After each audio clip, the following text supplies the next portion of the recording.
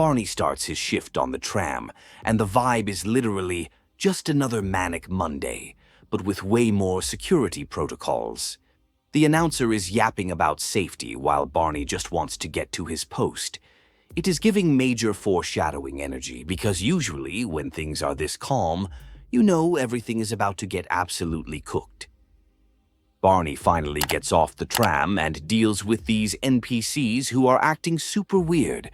Everyone is stressing about glitches and system crashes, and nobody seems to know what is going on. Barney is just trying to secure the bag, or in this case, his security vest, before the whole facility goes completely feral and loses all chill. The scientists are low-key panicking because their equipment is bugging out hard. They are trying to fix this massive machine, but it is clear they are in over their heads. Barney is just standing there watching them fumble the bag, and you can tell the vibes are off. It is the calm before the storm, and everyone is about to lose their minds. And boom goes the dynamite. The Resonance Cascade hits, and it is absolute chaos. Aliens are teleporting in, things are exploding, and the facility is officially cursed. Barney is stuck in an elevator while reality breaks down around him. It is a total vibe shift from boring workday to fight for your life in 0.5 seconds. Barney finds a scientist hiding in the sewers, completely traumatized. The guy is yapping about how they are all doomed, but Barney is not having it. He grabs a weapon and decides he is not going to go out like a total NPC. He leaves the scientist behind because, honestly, you cannot save everyone when the whole world is glitching out. The military finally shows up, but instead of saving the day, they are just making things worse. An announcement plays telling everyone to stay put, which is major red flag energy. Barney realizes that the government is probably here to clean house, not rescue them. It is giving major trust issues vibes, and he knows he needs to move fast. Barney meets another guard who is trying to survive. They head towards the canals, but the path is blocked by this massive grinder. It is literally a death trap. They have to figure out a way to shut it down or blow it up. It is like a puzzle game, but with high stakes, and Barney is doing all the heavy lifting. After blowing up the disposal system, Barney and the other guard share a moment. The other guy decides to stay behind like a total camper, hoping for a miracle. Barney knows that staying put is a rookie mistake, so he keeps moving. He is on a mission to escape, and he is not letting anyone slow down his main character momentum.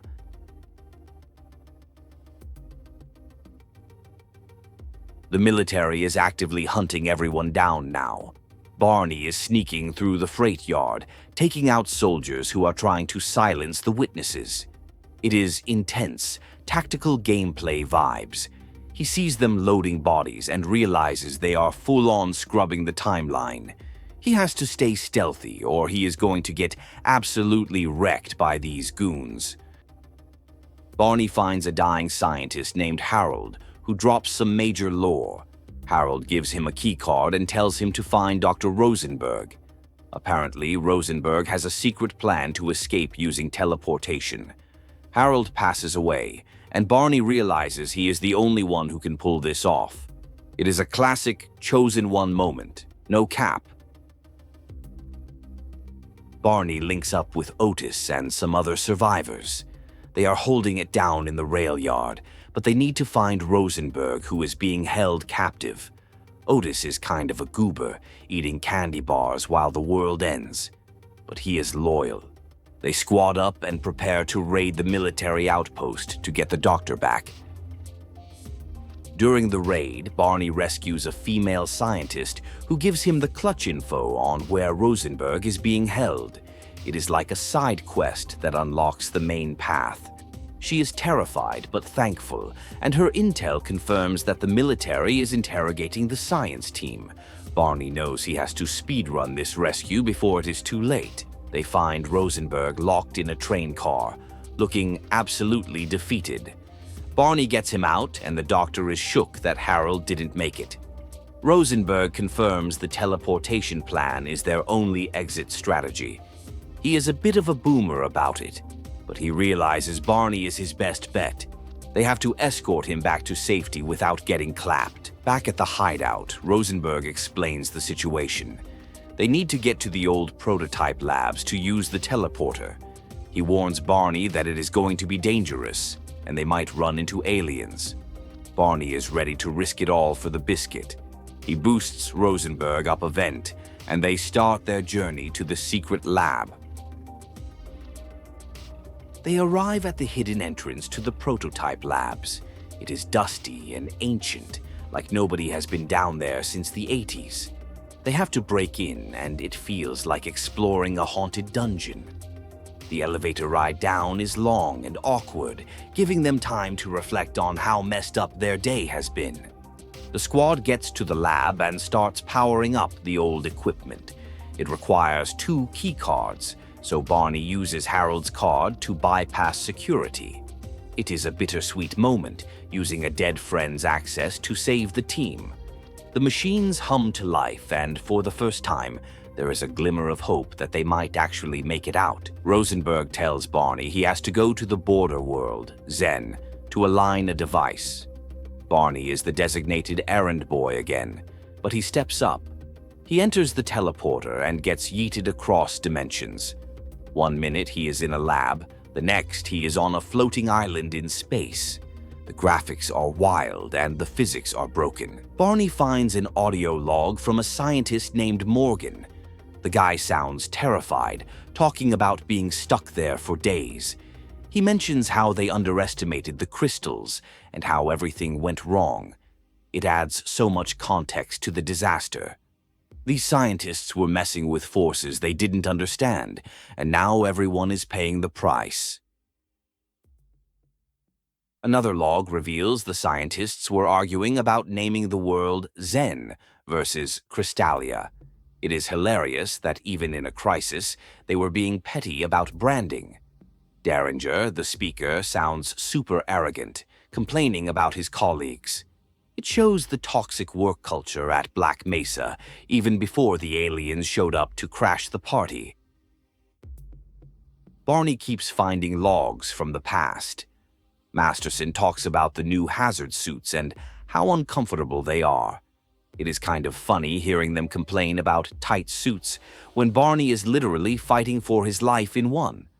The lore is deep, showing how unprepared they were for long-term survival in this hostile dimension. Derringer is back on the mic, yapping about orange crystals and energy. He thinks his co-workers are pranking him by moving his samples, but it is obvious the crystals are teleporting themselves. It is dramatic irony at its finest. The guy thought he was a genius, but he was completely missing the fact that reality was bending right under his nose. Barney reaches the focal point device but gets ambushed by aliens. He has to fight them off while aligning the machinery. It is the boss battle moment of the chapter. He is dodging attacks, shooting head crabs, and trying to calibrate the signal all at once. He is basically carrying the entire team on his back right now. The device is aligned and the portal opens for Barney to return. He has to sprint back before it closes, or he is stuck in Zen forever. The tension is high as the energy fluctuates. He jumps through the portal at the last second, leaving the alien world behind. It is a narrow escape, and he is lucky to be alive. Barney materializes back in the prototype lab, looking like he went through a blender. The scientists are amazed he survived. They don't have time to celebrate, though, because the power cell needed for the final escape is stuck downstairs. Barney realizes his shift is definitely not over yet. He grabs a medkit and prepares for the next fetch quest.